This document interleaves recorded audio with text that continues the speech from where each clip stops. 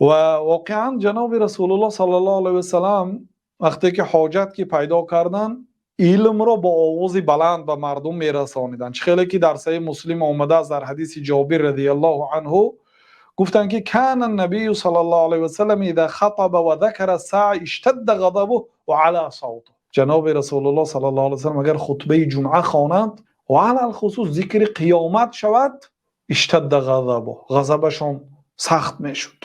برای الله تعالی به خاطر دین الله تعالی غضب میکردن، اما برای امور دنیا غضب نمیکردن.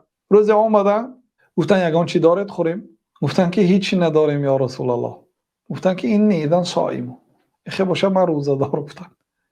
این باشه من روزه نیت کردم، یعنی روزه نافله.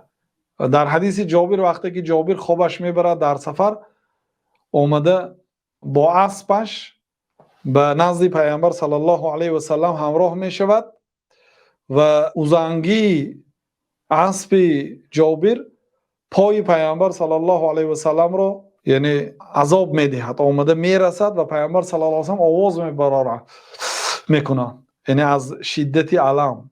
بعد جابر بیدار میشد و استغفر لی یا رسول الله، استغفر لی یا رسول الله، یا رسول الله به گناه هم از الله تعالی مغفرت پرسید، به گناه هم از الله تعالی مغفرت پرسید که من شما رو اذیت دادم.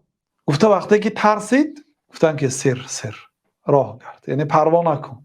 امور دنیا باشد غضب نمیکردن، اما امور آخرت حرمات الله تعالی پایمال شود، حق الله تعالی پایمال شود غضب میکردن. خلاصه حضرت جابر میگن که وقتی که خطبه میکردن و ذکر قیامت که میآمد غضب میکردن، غضبشان شدت میگرفت و علی صوته آوازشان بلند میشد.